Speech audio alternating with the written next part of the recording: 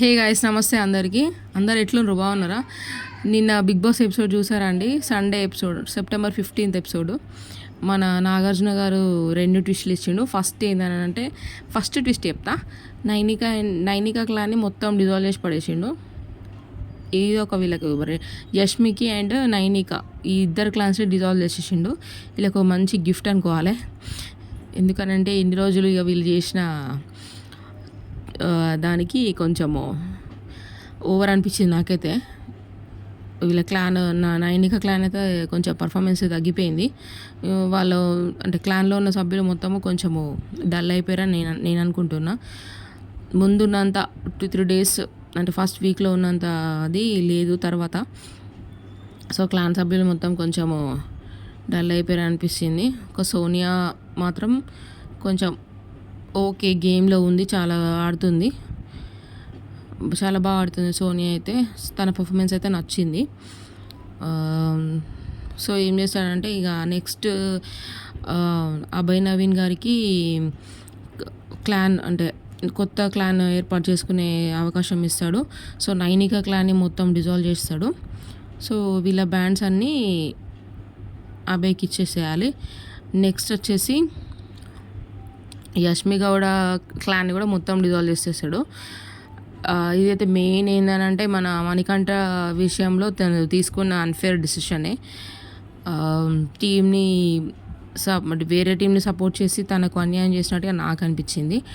Food క్రైసిస్లో food crisis నుంచి నడుస్తుంది కరెక్టే. బట్ ఏంటంటే కరెక్ట్ డిసిషన్ అనేది సంచాలక బాధ్యత కదా. అస్సలు కరెక్ట్ డిసిషనే తీసుకోలేదు అనిపించింది నాకైతే. ఎందుకంటే 250 grams మరమరాలని ఏ హ్యూమన్ కూడా కరెక్ట్ ఎగ్జాక్ట్ గ్రామ్స్ ప్రకారం, మిల్లీగ్రామ్స్ ప్రకారం ఎవరు తీసుకురారు. తనకు ఆ గేమ్ పెడితే తెలుస్తుంది ఎట్లా తీసుకొస్తుంది అనేది. బట్ నాకైతే అన్ఫేర్ అనిపించింది. తను మణికంఠ ఆర్గ్యూ చేసినా కూడా అసలు పట్టించుకోలేదు. సో ఇది అన్ఫేర్ డెసిషన్. ఆ విషయంలో అయితే నాకైతే మైనస్ అయిపోయింది. ప్లస్ తన గేమ్ డౌన్ అయిందని అనిపించింది. నాకైతే అసలు మంచిగా అనిపించలేదండి. సో వీళ్ళ మొత్తం యష్మి అండ్ నైనిక 2 clans, ఇంతకుముందు 3 clans ఉండే కదండి. ఇప్పుడు ఈ 2 clansని డిజాల్వ్ చేసేసి ఓన్లీ నిఖిల్ క్లాన్ ఏదైతే ఉందో దాన్ని సేమ్ నిఖిల్ చీఫ్గానే నెక్స్ట్ వీక్ కూడా కంటిన్యూ చేస్తారు. నెక్స్ట్ ఇంకొక ట్విస్ట్ వచ్చేసి శేఖర్ భాష ఎలిమినేషను. ఆయన బిగ్ బాస్ హౌస్ నుంచి వెళ్ళిపోయాడండి. ఈయనకు ముందుగా 1 day బిఫోర్ మనకు సాటర్డే ఎపిసోడ్లో తనకు బాబు పుట్టాడని చెప్పేసి న్యూస్ వచ్చింది కదా. ఈసారి ఏం చేస్తారంటే బాటమ్ 2 ఎవరున్నారో వాళ్ళని, దాంట్లో లీస్ట్ ఎవరు ఉన్నారో వాళ్ళే కదా బిగ్ బాస్ హౌస్ నుంచి వెళ్ళిపోవాలి ఆడియన్స్ ఓటింగ్ ప్రకారం. బట్ ఈసారి హౌస్ మేట్స్ డిసైడ్ చేశారండి.